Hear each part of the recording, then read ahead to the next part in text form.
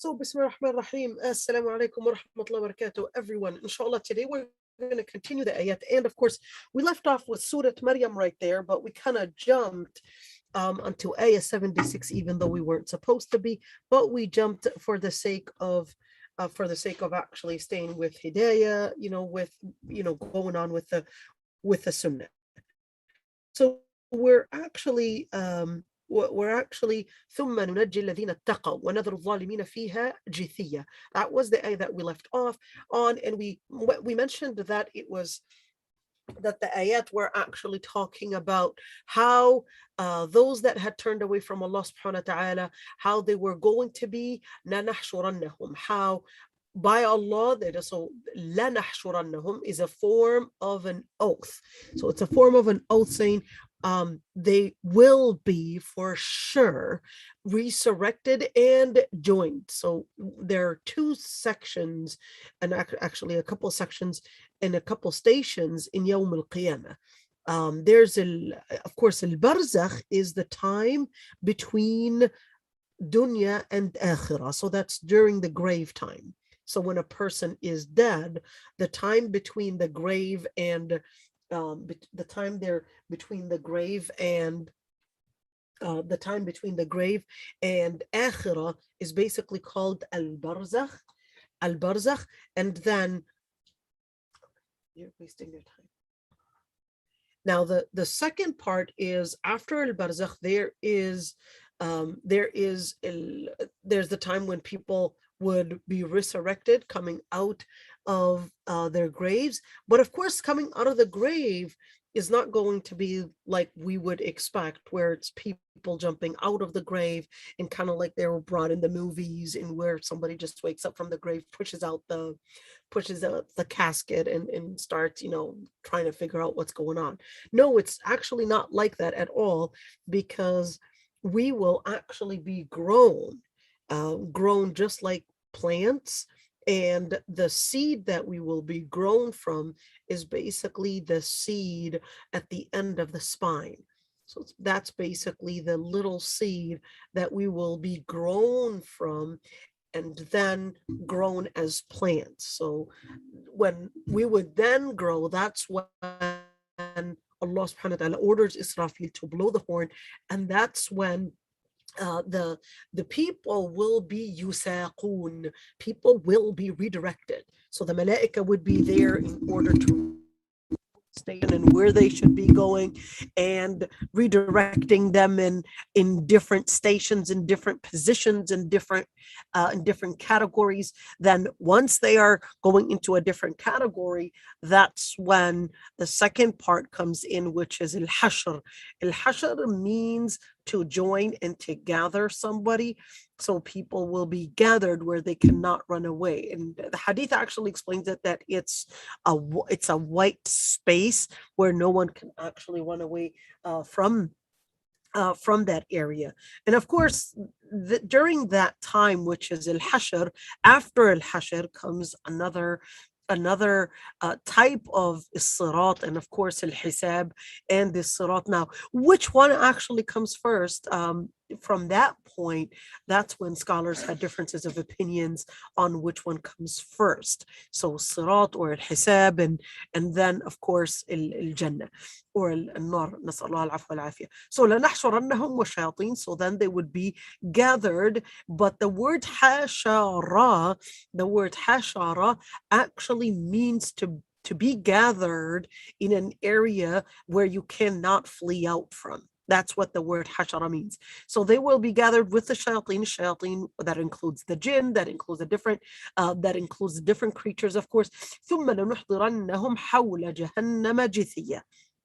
And of course they would be gathered, and this is here specifying, so it's more exclusive. It's more of an exclusive term, in where it is actually specifying that this is relating to those that stay away from the path and the message of Allah subhanahu wa ta'ala, where they would be gathered jithiyya. And of course jithiyya would mean on their knees, so they would be on their knees in a state of complete sorrow. So the reason why they're on their knees is really because they're in a state of complete sorrow. And then Allah subhanahu wa ta'ala exposes the mightiest ones of them, and we talked about that in detail. And then of course Allah subhanahu wa ta'ala here, and we talked in detail about what minkum illa wariduha, and what the different opinions regarding how each and every single one, wariduha, is it to mean Jahannam or is it to mean Sirat? The differences of opinions between scholars, we talked about it last time. What's the difference between Sirat and Jahannam? So Jahannam is literally hellfire, but Sirat is actually the bridge that is on top of hellfire. At the end of the bridge is the path that leads to Jannah. It's not Jannah, but the path that leads to Jannah. So the scholars had differences of opinions on whether this pronoun ha, when it says, and every single one of you will be reaching it, or will be crossing it, or will be exposed to it. So warada shay means to lead to something, to reach something. So the scholars actually had differences of opinions on what is it referring to in this ayah. Wariduha, is this talking about a sirat, which is also wariduha meaning tariq as-sirat, or is it wariduha to mean hellfire? So here, this is just a point to mention, and we mentioned as well that the different scholars that had actually mentioned, that reaching it, and that not every single person is necessarily going to hellfire. And some of the scholars, they said, well, this let's say generalization in the ayah is actually specified in this ayah. So this generalization, وَإِن مِّنكُمْ إِلَّا وَارِدُهَا, each and every single one will be exposed onto it, whether it's a sirat or whether it's hellfire, that in the end there's ثُمَّ نُنَجِّي الَّذِينَ اتَّقَوْا, that this ayah is actually excluding the mu'mineen, or those that had taqwa, and then وَنَذَرُ الظَّالِمِينَ, yet the ones that are going to be left behind in this and not getting the rahmah are basically the ones that had oppressed themselves. And how will they be staying? فِيهَا جِثِيَّةٌ, they will be staying on their knees, just like in this ayah right there. وَإِذَا تُتْلَى عَلَيْهِمْ آيَاتُنَا بَيِّنَاتٍ قَالَ الَّذِينَ كَفَرُوا. So this ayah would actually mention who are zalimin and what is a zalim person. Usually we would think of a zalim person as a person that would oppress the weaker, that would abuse or take advantage of someone. But in Islam, that's too narrow. In the word zalim, and the word zalim is a lot more comprehensive than that. In where zalimin, you could see right there, the ayah started and began with what makes a zalim, and considered that what first makes a zalim is when a person's vision, it starts with a vision that has gone out of seeing righteousness, out of seeing truth of what it really is. In other words, the understanding of a person, the understanding of a person, when it goes off what Allah subhanahu wa ta'ala had actually considered as truth, and of course ethical, that's when the dhulm actually begins at. That's where it begins from. And that's why you could see Allah subhanahu wa ta'ala says here, وَنَظَرُ الظَّالِمِينَ فِيهَا جِثِيَّةٌ, and explained, okay, نَظَرُ الظَّالِمِينَ, so who are الظَّالِمِينَ? So then it continues to explain what do we mean? What does the ayah actually mean by ظَالِمِينَ? And it said, وَإِذَا تُتْلَى عَلَيْهِمْ آيَاتُنَا, those that when our ayat. Now ayatuna, in Arabic, the verb always and usually comes before the subject. So here Tutla is basically the verb. Tutla meaning the ayat. In English, it's usually the opposite, usually, not always, but if the ayat, and of course, when we look at tutla ayatuna, that is specifying that the verses that are recited, the verses that Allah subhanahu wa ta'ala had sent.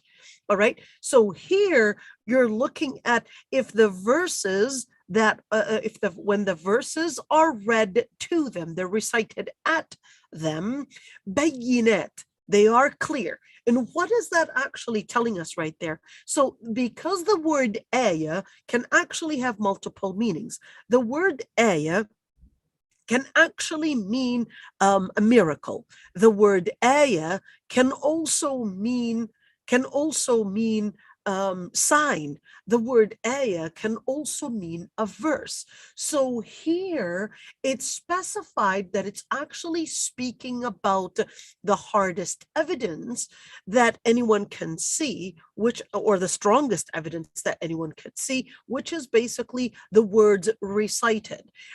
So why the words recited and not necessarily a miracle or a sign? Because for a sign, you can have so many interpretations, and you can claim that you didn't really know how to interpret it. Same thing with the miracle. You could say, well, I saw a miracle, but I wasn't really sure who was behind it.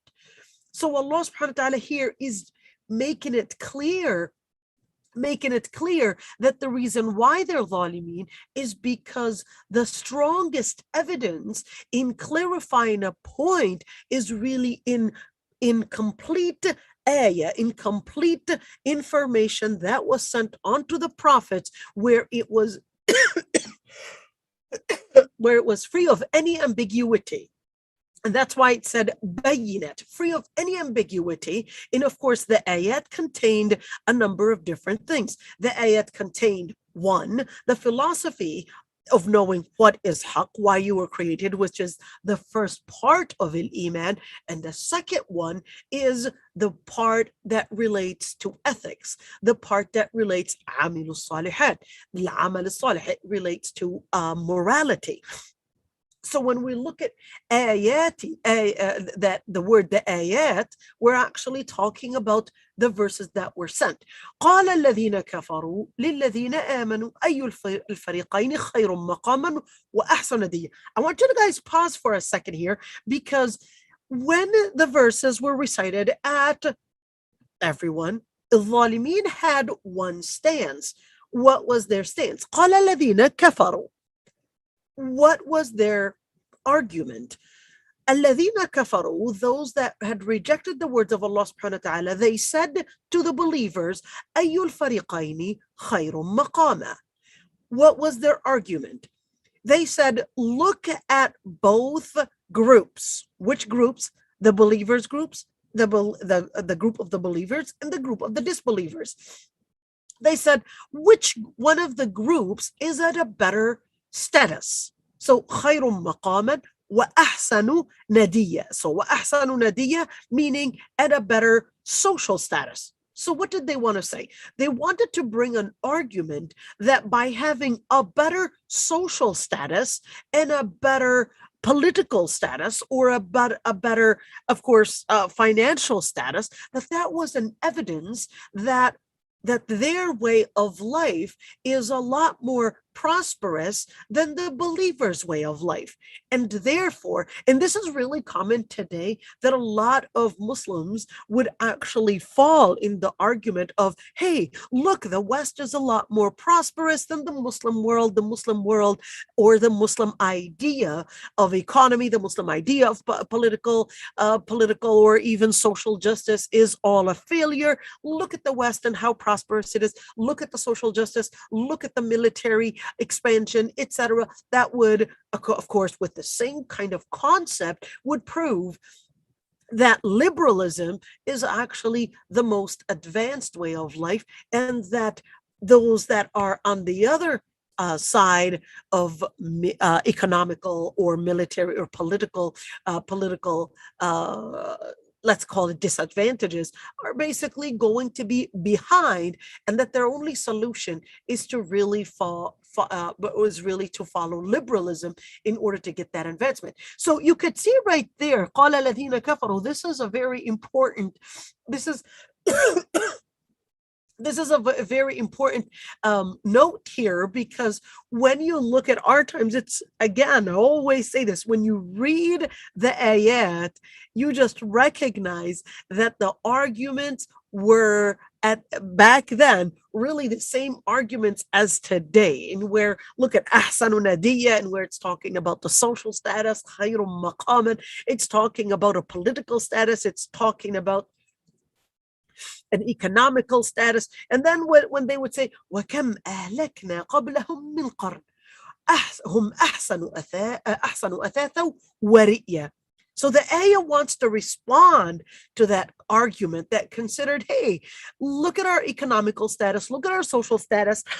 That's enough evidence to prove us a lot more advanced, a lot more civilized, and therefore our idea and our theory in life is a lot more advanced than your idea of life. So here, Allah subhanahu wa ta'ala then responds, and just think, just go back to the many civilizations that had preceded you, talking to the Arab and talking to the other civilizations that wanted to claim that the prosperity that they could be living in is an evidence to prove that their ideas, whether in economy or whether in politics or whatever it is, that it's an evidence that this prosperity is an evidence to prove that this is actually civilization, or it's a working civilization or a working philosophy, that is what brings prosperity and therefore a better way of life.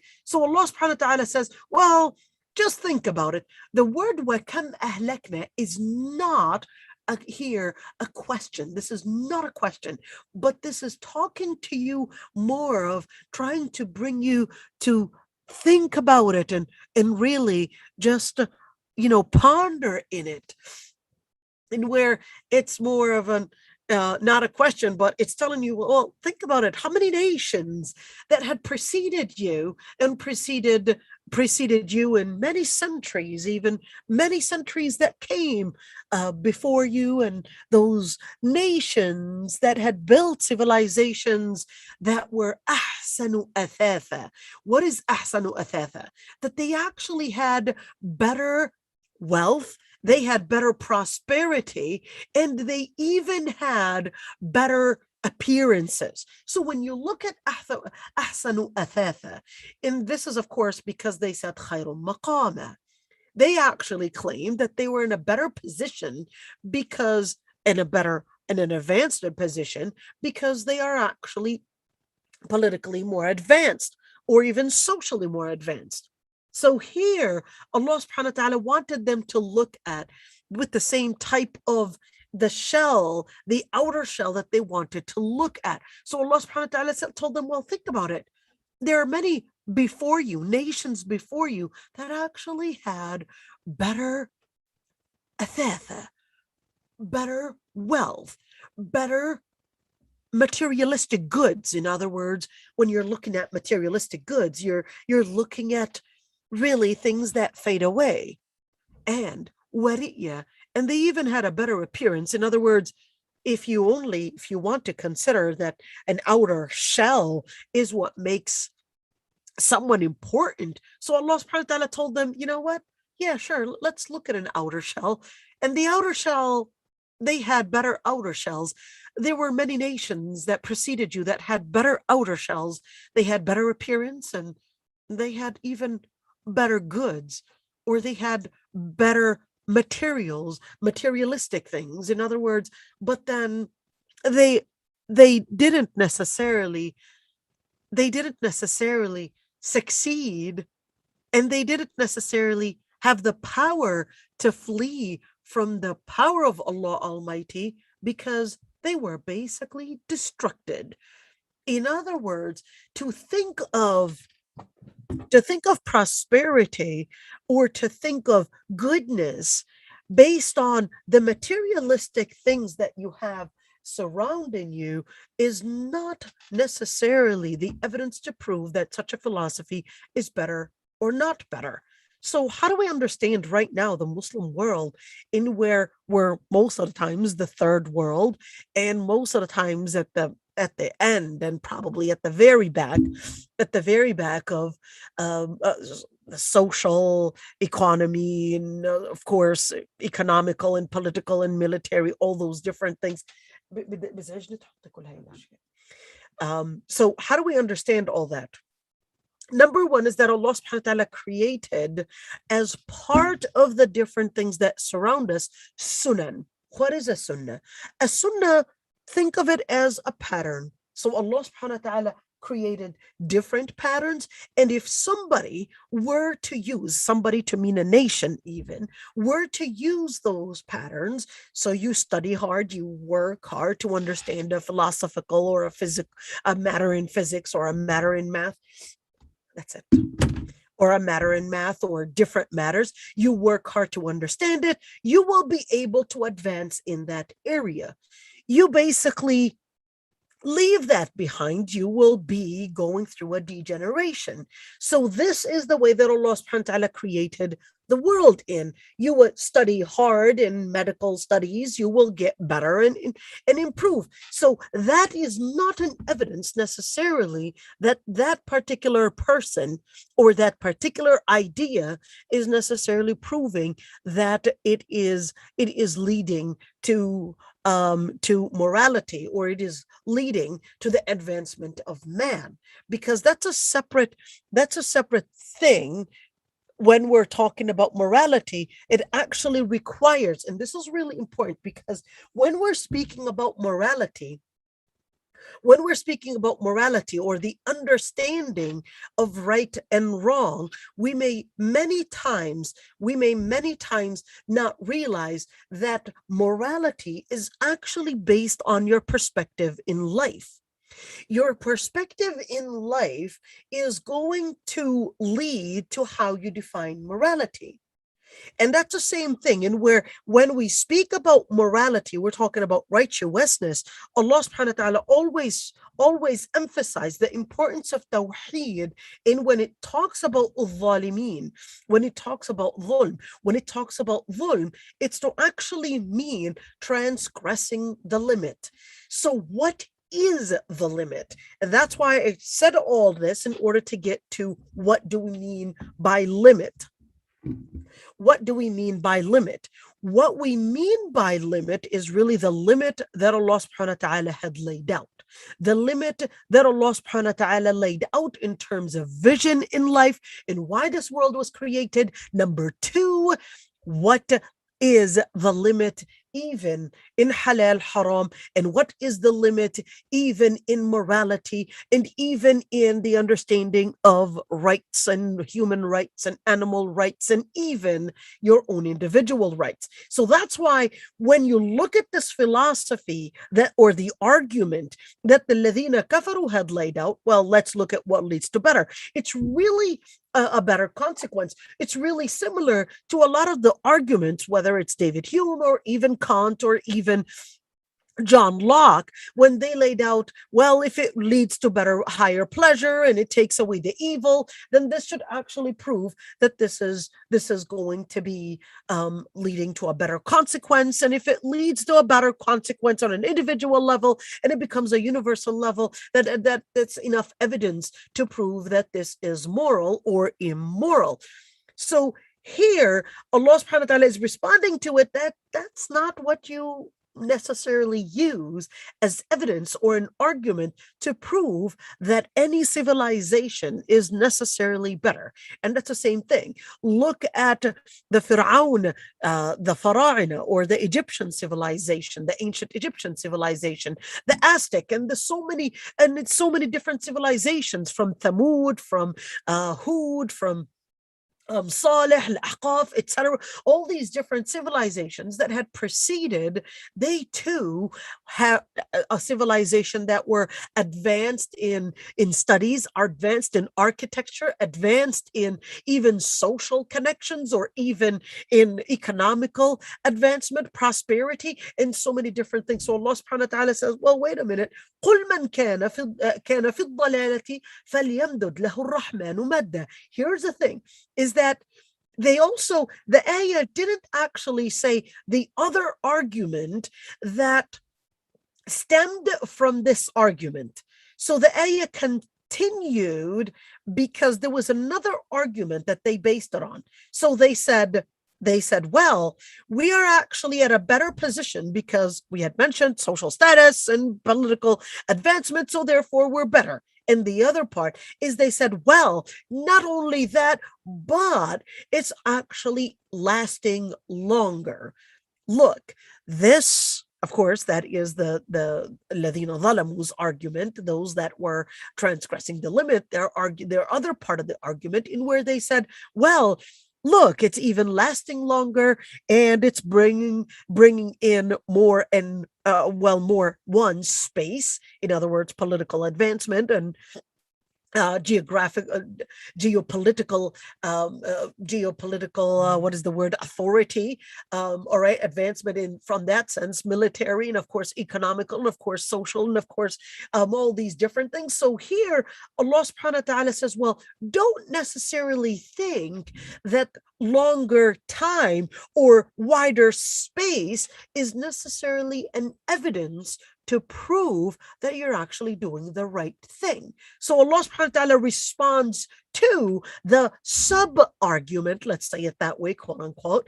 The sub-argument that stems from this one is that قُلْ مَنْ كَانَ فِي الضَّلَالَةِ. Just tell them, whoever is in الضلالة. What is الضلالة? الضلالة is a delusion.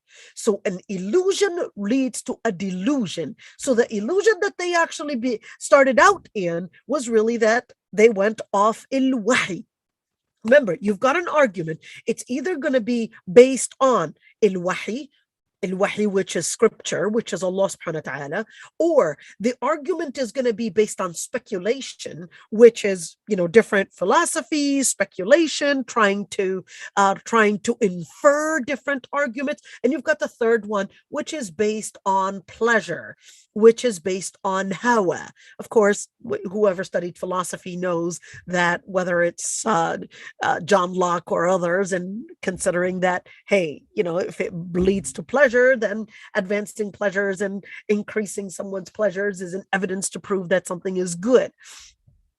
So from this point, you could see that the ayah is responding to it, but by saying, well, here's one thing. Those that are living in a dalala, the illusion went into a delusion. Those that are living in the delusion, the Lord Almighty will expand. فَلْيَمْدُدْ لَهُ الرَّحْمَنُ مَدًّا. They will get that expansion. But what's going to happen? The response from الظالمين is that they will think that that's an evidence to prove that they're doing the right thing. But Allah subhanahu wa ta'ala says, well, they'd absolutely understood the chances that Allah subhanahu wa ta'ala is giving them. They misunderstood it, they misinterpreted it, and they thought it was an evidence to prove that they're actually right. حتى إذا رأوا ما يوعدون. They won't get it until when they would see what they were promised. Why did Allah subhanahu wa ta'ala expand the time? Expanded the time to give them the chance to seek forgiveness, to seek haqq, to seek truth. But what happened? They misunderstood it as, here's an evidence that our lifestyle, our civilization, our philosophy is actually bringing in better prosperity and leading to a better consequence. حتى إذا رأوا ما يوعدون. It isn't until when they would see what they were promised, either al-adhab, the punishment, or the hour, that isn't until when they will realize who the person or who really was on the evil side. So the word sharrum makanan wa ad'afu junda, two things here.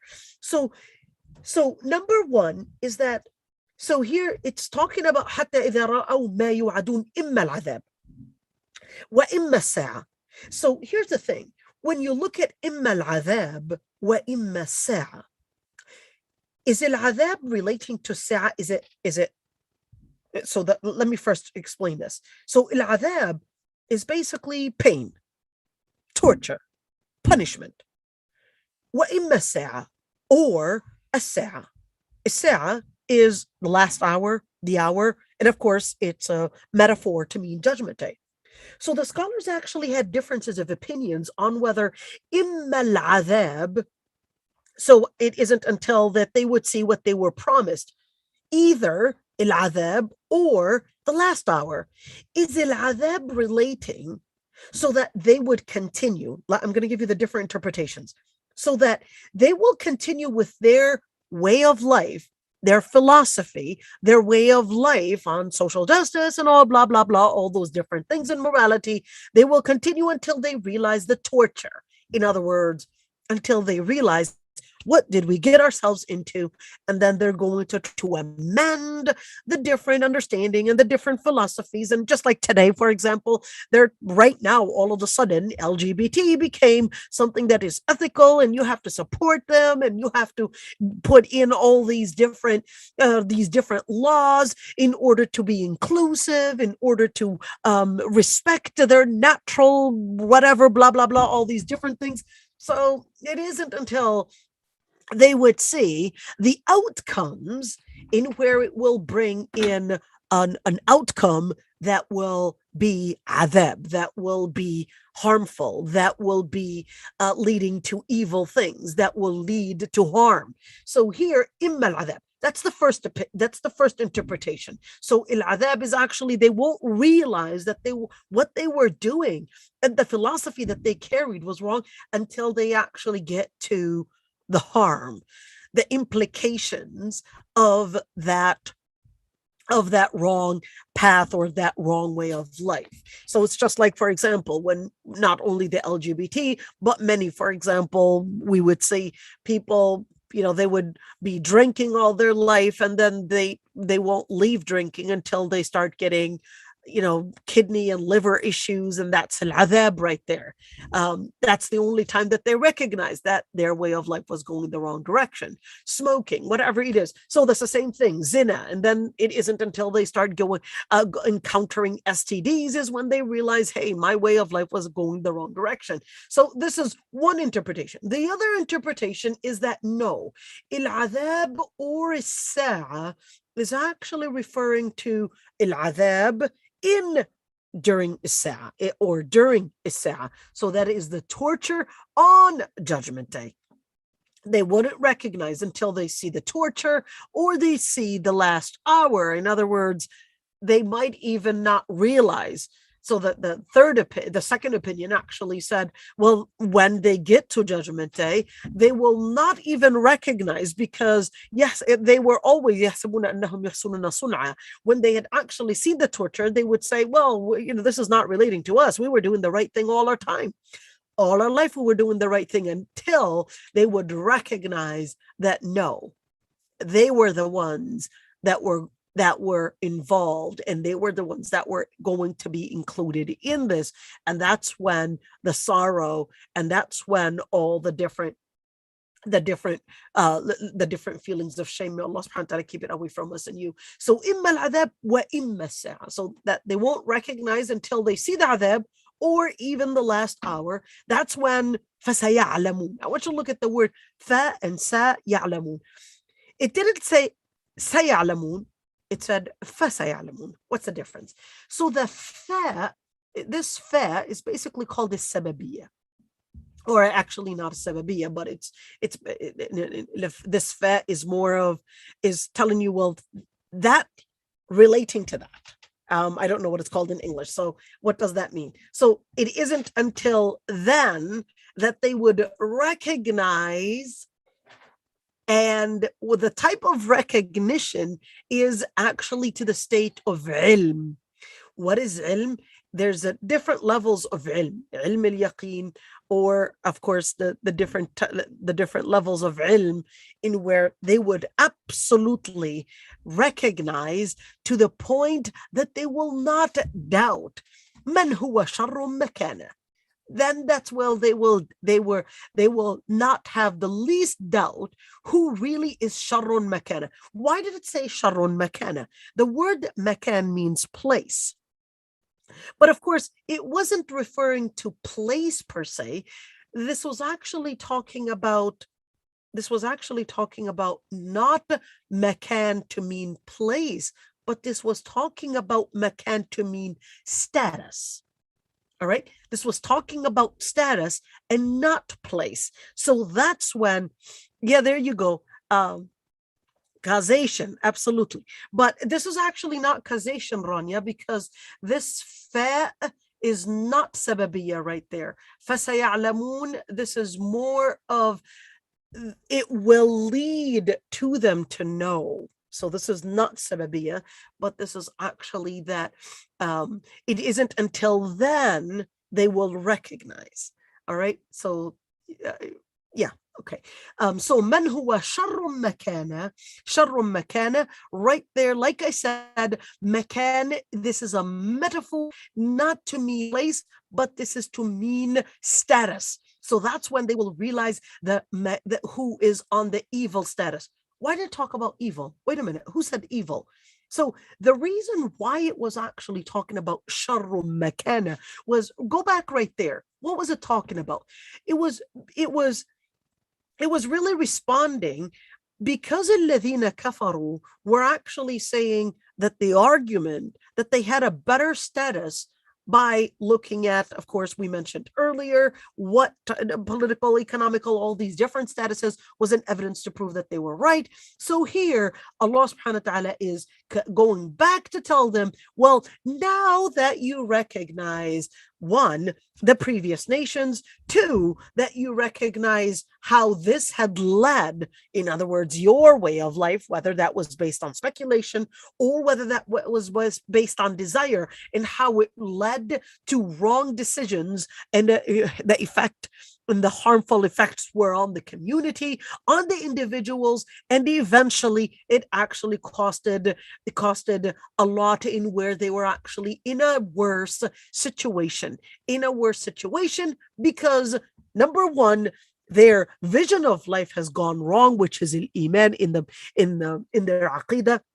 And of course, the second part, which is the morality that they were practicing, or on the ethical part, it was actually leading them to sharrun makana. It was leading them into an evil status, an evil situation that has actually costed them not only their akhirah, but even their dunya. وَأَضْعَفُوا جُنْدًا. Now, I want you to pause at this one, because the word ad'af actually means weaker.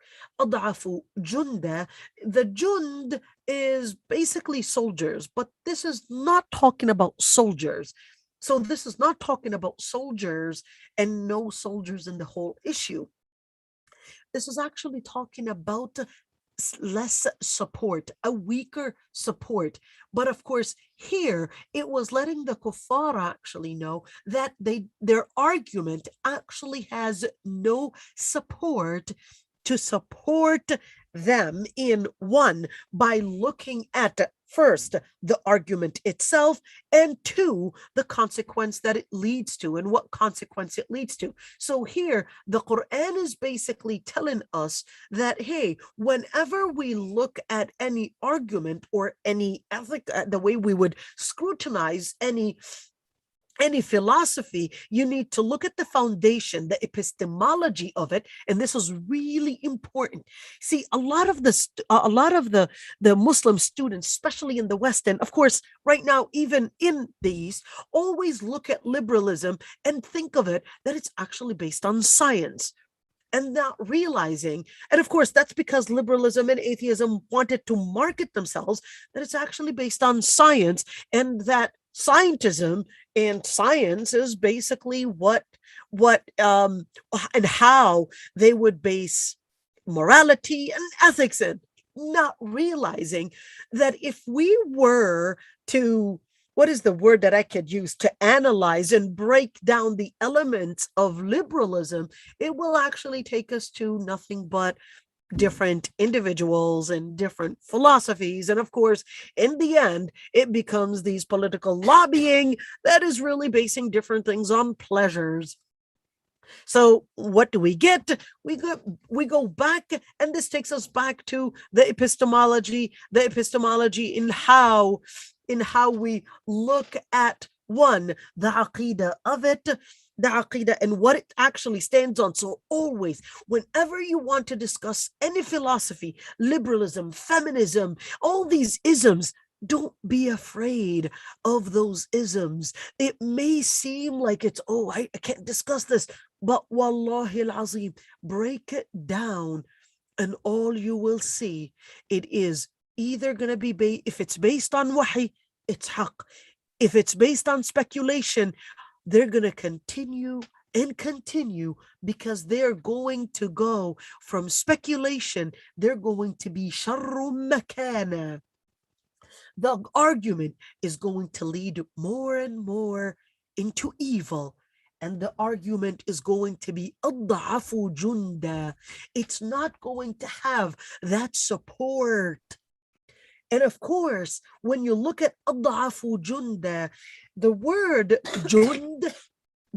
jund, is actually army. Like I said earlier, soldiers, army, jund, armies.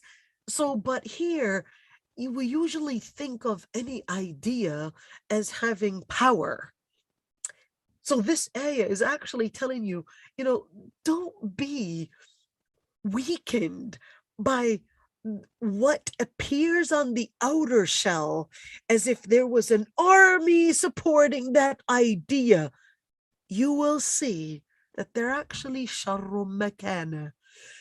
Don't be manipulated by the PR, by the media, by all the different, what is the word that I could use? The amount of spewing that will be there in order to support such an opinion. Because if you just learn how to break it down, just like these ayat are breaking it down, if you just learn how to break it down, where does it begin? Where does that idea actually go?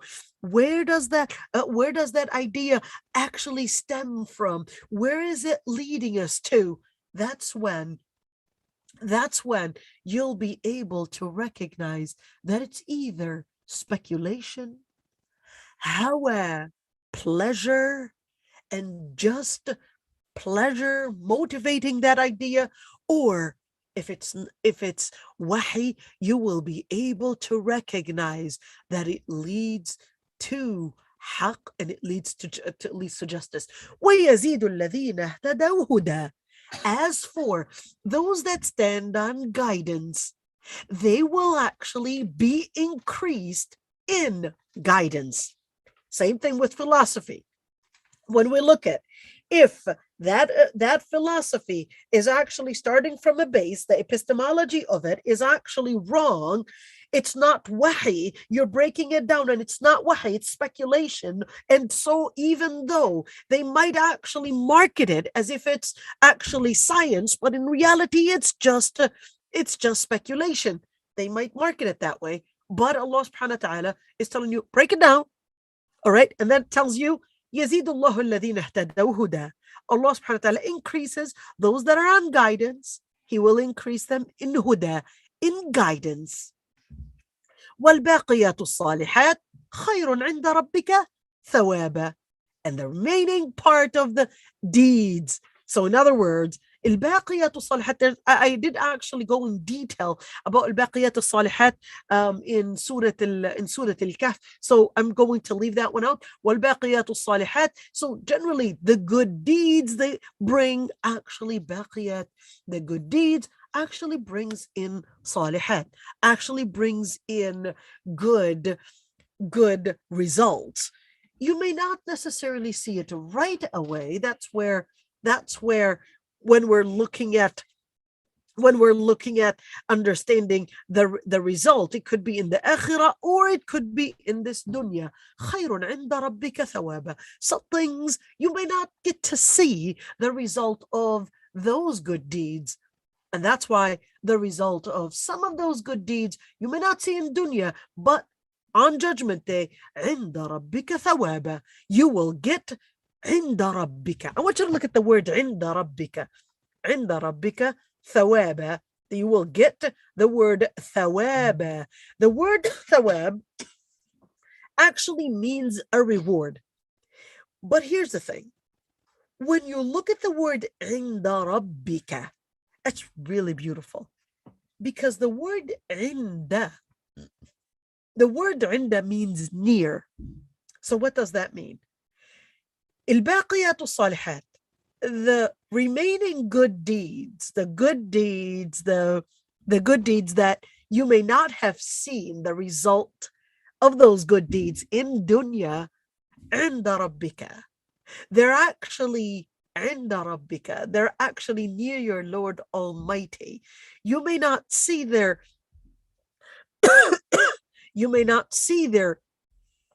effect. You may not see their implication in real life affecting your life, but they're actually near your Lord Almighty. In other words, there are certain things. Look at this, subhanAllah, it's like a blessing. عند ربك, they're near your Lord Almighty. It's a different blessing. It's a different status that you may not see, but they're actually kept near your Lord Almighty for a better consequence. Where ثواب وخير مرد.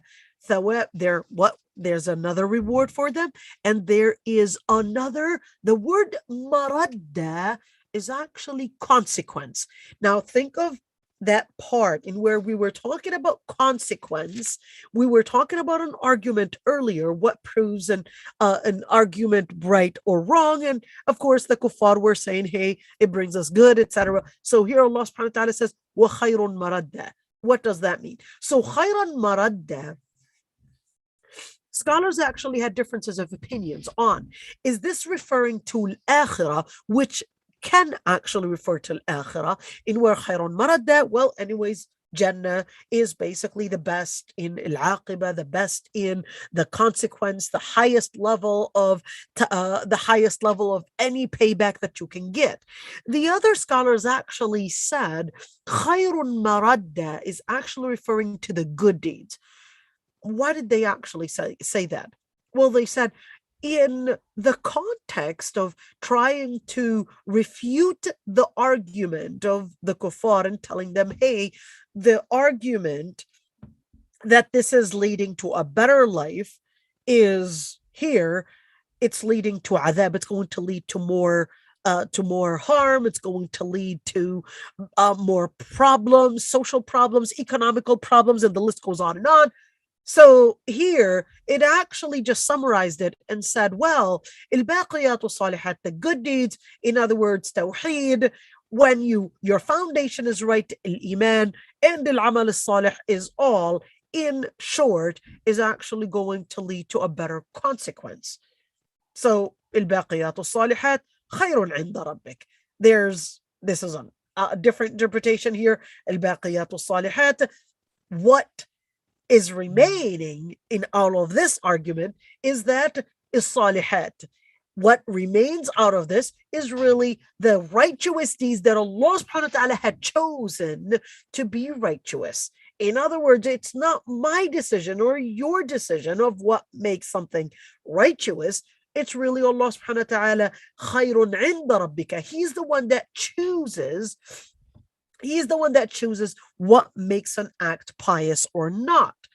And that's why those pious acts, Allah subhanahu wa ta'ala, they're better in terms of thawab, in terms of reward, and they are better in terms of consequence and implication. Now, of course, in the English translation, you won't actually get what I just interpreted.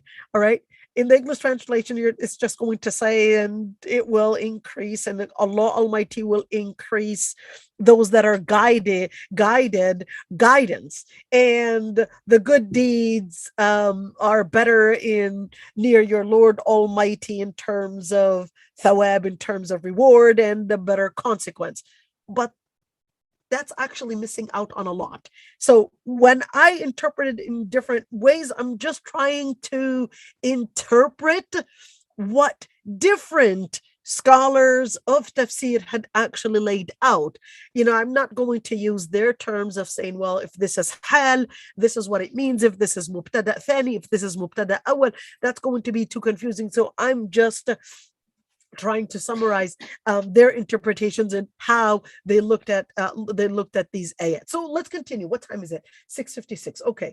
أفرأيت الذي كفر بآياتنا وقال لأوتين مالا وولدا. So what happened? Here's another argument. Okay. Of course, the ayah didn't say it's another argument, but it's laying out their argument in a different narrative. أفرأيت الذي كفر بآياتنا. Have you seen that rejected the verses of the Lord Almighty and said, I will be getting more wealth and better and more children? أطلع الغيب. Had he seen the unseen? أم اتخذ عند الرحمن عهدا. Or was there a convent? Was there a promise between him and the Lord Almighty that he will be granted such? What is the other argument here? The other argument here is that the person that rejected the verses, he actually said, لأوتين. I'm going to be granted better wealth, more children. And of course, in other words, is going to be, and of course, you want to put it in the context of the Arab. They used to consider more wealth and more children is actually bringing in a better social status. Of course, social status brings in political status. Political status brings in power and authority within the tribe. So, of course, they want this person. Of course, it's another philosophy or another idea that not very, very different even from our times today. It's really going back to the same idea. Using the word individualism doesn't, or liberalism or universalism or whatever, does not make that idea necessarily smarter just because, or feminism doesn't make the idea smarter just because there's an ism to it.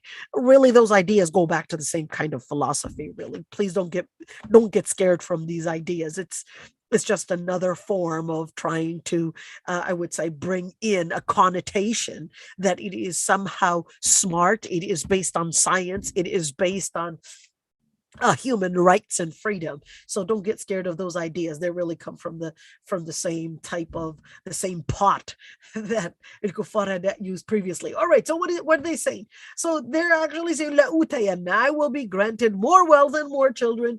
أَطَّلَعَ الْغَيْبِ. And this is actually taking you to, let's answer that argument. Did they look at the unseen? What does the unseen have to do with this? So the unseen is relating to a number of different unseens. So what is an unseen? Anything that is, one, relating to something metaphysical is actually considered ghaib in Islam.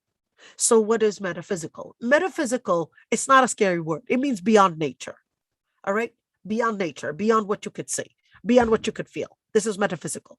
Okay. So this is al-ghaib. It's beyond what you could see, beyond what you could feel, beyond, our own human nature is metaphysical. So here the ayah is saying, Attala al-ghaib. Did they have any knowledge about the unseen? What is the unseen here? It's referring to the future.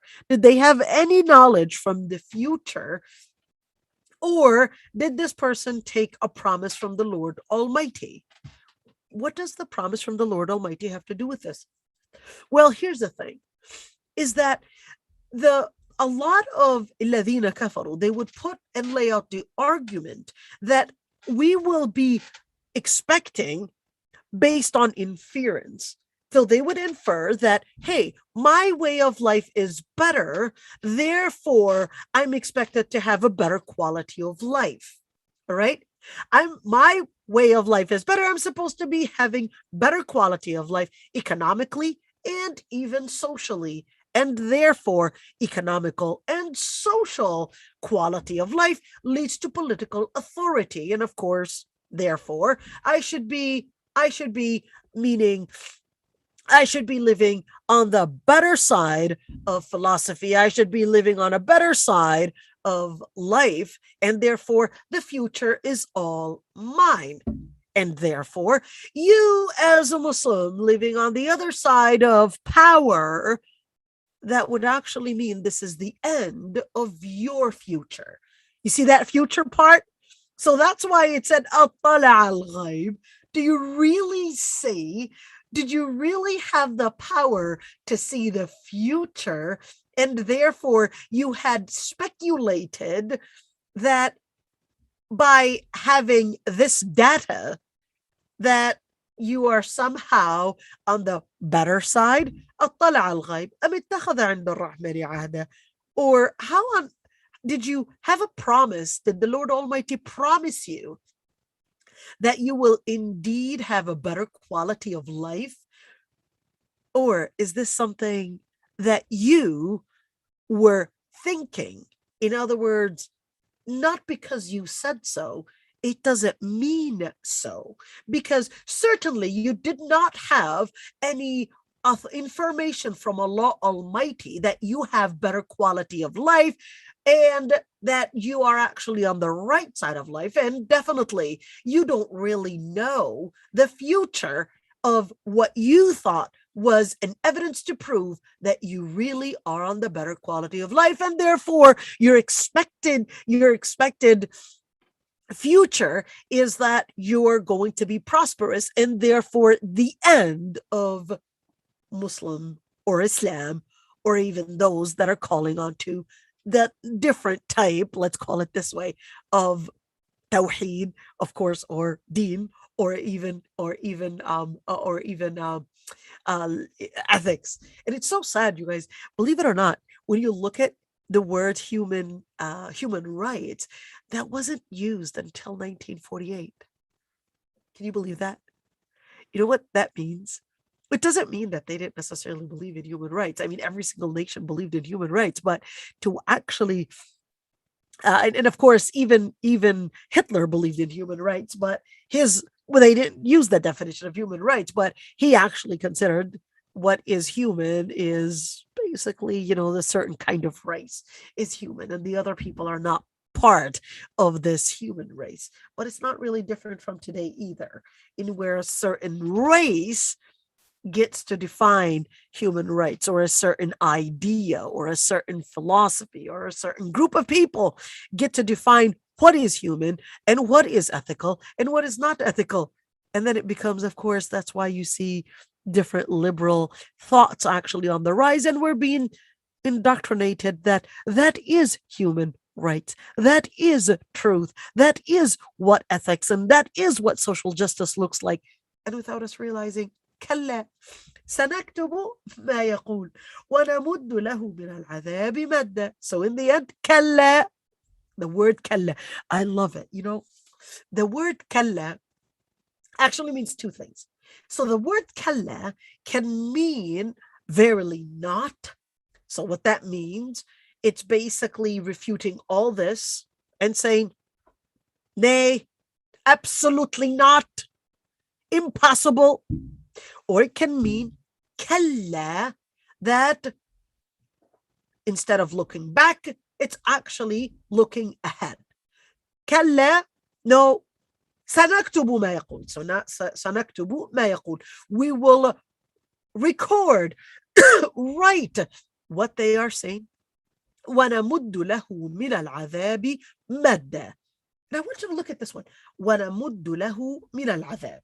And we will increase. The word namud means expand, increase. من العذاب مدا. We will increase from the pain.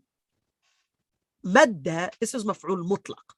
And what that means when we say نَمُدُّ مَدَّ مِنَ الْعَذَابِ مَدَّ, it's a confirmation of what type of an increase they were going to be getting. An increase that might actually look too obvious of an increase. وَنَرِثُهُ مَا يَقُولُ. I'm going to come back to this one. So just let's continue with the argument. وَنَرِثُهُ مَا يَقُولُ وَيَأْتِينَا فَرْدًا. وَنَرِثُهُ, the word نَرِثُهُ means and he will inherit. So he will inherit what he had said, and he will come as an individual by himself. All right, let's see what this one says. سَنَكْتُبُ مَا يَقُولُ. In other words, what they just claimed, Allah subhanahu wa ta'ala will record it for them. That's a pretty obvious one. But the part that is deserving a lot of focus is really this part. وَنَمُدُّ لَهُ. Then it's really similar to the one before, in where it actually said that فَلْيَمْدُدْ لَهُ الرَّحْمَنُ مَدًّا. What is this referring to? So why is it فَلْيَمْدُدْ نَمُدُّ لَهُ? What is it really referring to?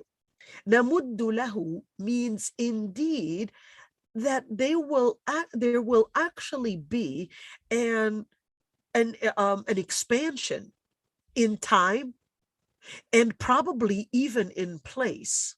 In other words, an expansion in time, place, social status.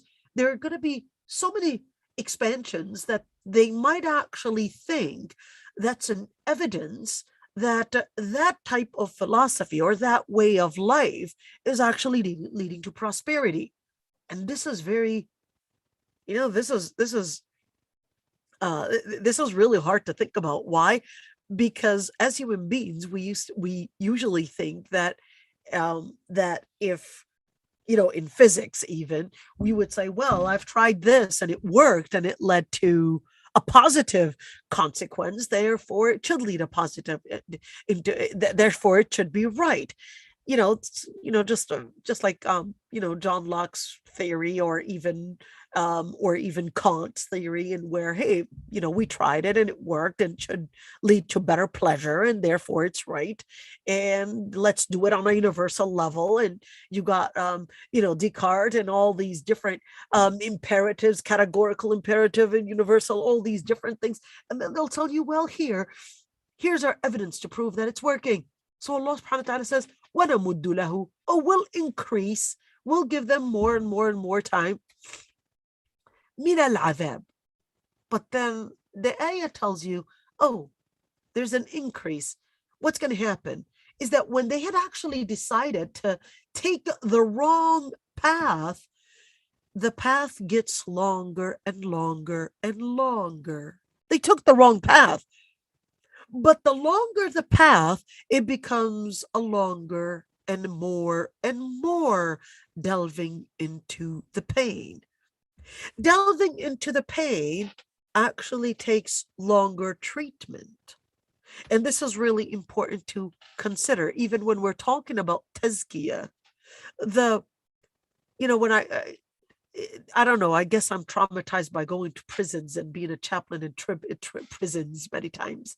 When you go to prisons and you hear, the inmates, and when they speak about the different things that they might actually bring up.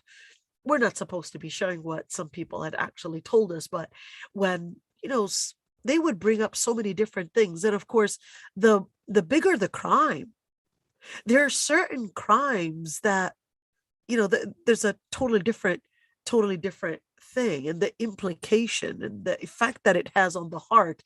The bigger the crime, the harder and the more work it needs to help that person heal from it, whether that person is Muslim or not Muslim, because the effect is going to be stronger. The effect on the heart is going to be harsher, and therefore the power of tazkiyah that they need to use and infuse and engage in is definitely a lot stronger. And nasallallahu al-afwa al-afiyah, but when you're talking about somebody that might have engaged in killing, is totally different than somebody that might have, I don't know, not paid their taxes on time or whatever, or someone that, I don't know, threw trash in their neighbor's backyard, or probably hit a car and never paid their, that amount that they were supposed to be paying, whatever, just so many different, that's not equal. That's not equal at all. And you could say the effect. And when here you say, نَمُدُّ لَهُ مِنَ الْعَذَابِ مَدًّا, that the longer, let me say, the deeper the delusion, the longer the path of torture that the person is going to be living in. وَنَرِثُهُ مَا يَقُولُ. And when you look at the word narithuhu, it's kind of like it becomes the load, because al-mirath is really something that you would keep behind after your death. And here it's like the load, yes, after their death, but the load that they had left behind, the load of sin that they had left behind, whether it's the argument or whether the implications that they had on others. What does that mean? Because remember, whoever does a good deed, فَلَهُ أَجْرُهَا وَأَجْرُ مَنْ عَمِلَ بِهَا. Whoever leads to a good deed. For example, you led to a good deed. You told a friend of yours, hey, join this tafsir class. And this sister joined the tafsir class and she was inspired by it, etc. All right. Now, you will get the reward and your sister's reward for attending. Let's say you invite 50 people. You will get the reward for 50 people. On the other hand, let's say you lead a sister, I'm sure you won't do that, to a wrong thing. That sister led a sister to smoking. Let's just smoking. Okay, something simple. Well, yeah, I shouldn't be saying something simple. I take that back. All right. Let's say that sister led her to, smoking. All right. And that sister started smoking, and from smoking, that took her into smoking weed, and from smoking weed, it went into smoking different things. Okay. So here's what's going to happen. Just like the good deed, you will get the ajr, the reward of those that were doing the good deed. Same thing with the bad deed. You lead to a bad deed, you will get the sin of the person that you had led to the bad deed. So here, وَنَرِثُهُ, in other words, even after your death, if you had led to bad deeds, it will actually come back to you. It will be added on to the load. Even مَا يَقُولُ, even if that load was an argument load. And it's so sad because when you actually look at parenting, for example, when you look at parenting, the hadith actually emphasizes that إذا مات ابن آدم قطع عمله إلا من ثلاث. If the son of Adam dies, their actions or their deeds, that is, are terminated except in three things. One, علم ينتفع به الناس, or two, ولد صالح يدعو له, and three, صدقة الجارية. All right. When you look at these three things, so you're looking at ilm, people, science, ilm, knowledge, people will benefit from. It's a book that you wrote, it's lectures that you left behind. Two, صدقة جارية. صدقة جارية, it's a donation. People are still benefiting from that donation. And number three, ولد صالح يدعو له. I want to emphasize on the ولد صالح يدعو له, which means an offspring, a child that is a pious child that's making dua after your death. All right. If you look at right there, the word narithuhu ma yaqul, a child after your death. So when you raise a pious child, this pious child becomes not only the dua, by the way, some scholars actually said it's more comprehensive than the dua, because their piety is really inspired by your piety. So the child sees you memorizing Quran, the child sees you doing salah, the child gets accustomed, it becomes their habit, it becomes the discipline that they grow in, and therefore it becomes the good mirath. So narithuhu ma yaqul, although here it is actually coming in the context of the mushrikeen and the kuffar and those al-zalimeen, but it is also we know a shay with shay yudhkar. You would also, on the other side, even if it is piety, it will also be something that you will inherit the good of, whether it's knowledge that you're leaving behind, or whether it's some charity that people are still benefiting from, etc. You will still benefit. On the other side, those that would leave behind, whether it's an argument or whether it's some kind of an evil action, people, you deluded people, etc., it will be the load that they will be carrying, and it will be brought to them. وَيَأْتِينَا فَرْدًا. And at the end of the day, يَأْتِينَا, and they will come as individuals. They will come in person with no other team, with no other supporters surrounding them. واتخذوا من دون الله آلهة ليكونوا لهم عزا. واتخذوا, and they have taken من دون الله, and associated min dun. Now, min dun actually means outside or other than Allah Almighty. They had taken other deities. لِيَكُونُوا لَهُمْ عِزًّا, in order to have them as supporters. كَلَّا سَيَكْفُرُونَ بِعِبَادَتِهِمْ. I should look at this ayah, because when we're talking about وَاتَّخَذُوا مِن دُونِ اللَّهِ آلِهَةً, remember, it's always taking us back to the same important square, aqeedah. Because if your vision in life is away from wahi, is away from tawheed, all the different prosperities and all the different things that you might see bringing in advancement is really just going to be a delusion. It's a matter of time till they would see the implications on their health, on their wealth, on the society, on the political level, and eventually it will start breaking from within. Where's the Byzantine Empire? Where's the ancient Egyptian civilization? Where's the Greek? The Greek, all the Greek empires and etc. Where did it go? It's all right now history. Now see, right, the same thing right here. وَاتَّخَذُوا مِن دُونِ اللَّهِ آلِهَةً. They had taken other than Allah subhanahu wa ta'ala, meaning other than the Lord Almighty being their Lord, which is what Allah subhanahu wa ta'ala had sent, to worship it, tawheed, to worship Allah subhanahu wa ta'ala. What did they take them as? If it was izzah, to give them izz, to give them honor. كلا سيكفرون بعبادتهم ويكونون عليهم ضدا. Nay, verily not, absolutely not. سيكفرون بعبادتهم. Who? Well, those deities that they had worshipped other than Allah subhanahu wa ta'ala. It could be people, it could be some kind of a deity, some kind of an idol, or who knows what they were worshiping.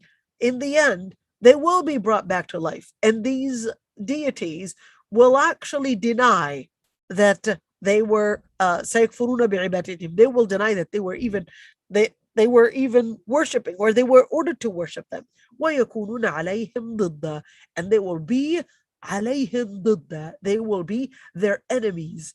أَلَمْ تَرَ أَنَّا أَرْسَلْنَا الشَّيَاطِينَ عَلَى الْكَافِرِينَ تَؤُزُّهُمْ أَزًّا. And I want you to look at this one. And here, where is it? أَلَمْ تَرَ أَنَّا أَرْسَلْنَا. Do you not see that the Lord Almighty had sent? Now here's the thing. Did Allah Almighty send the shayateen? So were they sent? So that makes them somehow having a divine or sanctity. No, this doesn't mean that they are somehow having some sanctuary position.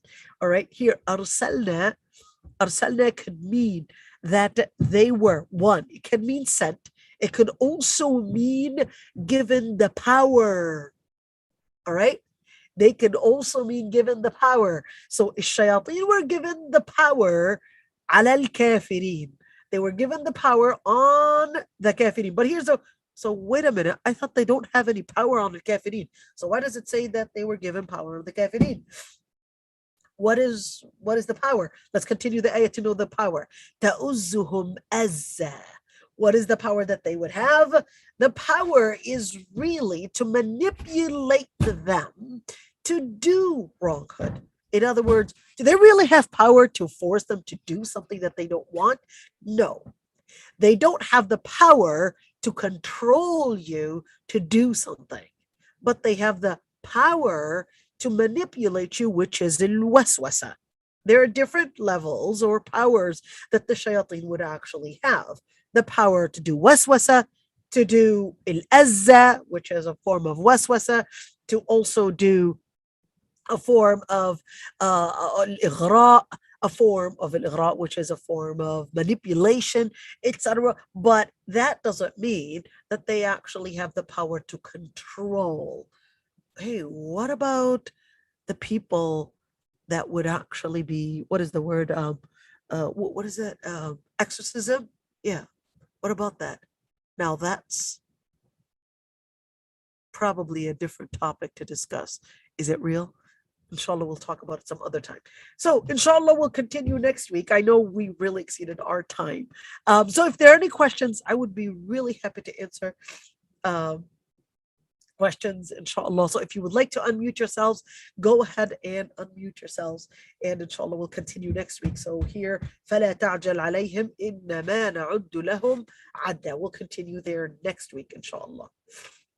Anybody would like to have any questions, they would like to comment on anything, they may have made a mistake or probably misinterpreted something, I'd be happy to listen. I can see a number of different names, mashallah. See Khadija or Khadijo as well. Aren't jinns and angels a part of the metaphysical realm? Absolutely. The jinn, angels, what else? Jannah, hellfire, future, past, all those are part of the metaphysical things. They're outside of, they're part of al-ghaib. Allah subhanahu wa ta'ala is part of al-ghaib. All these different things are outside of our nature. You can't sense it. Is it there? Jannah is there. Hellfire is there. All these different things. They're definitely metaphysical. They're definitely outside of nature, or what we would call in Islam, the Islamic term for it is al-ghaib. Al-ghaib is what is outside of anything that is unseen. Of course, al-ghaib not necessarily unseen.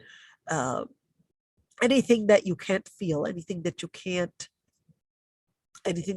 feel, anything that you can't see, anything that you can't hear is actually considered ghaib.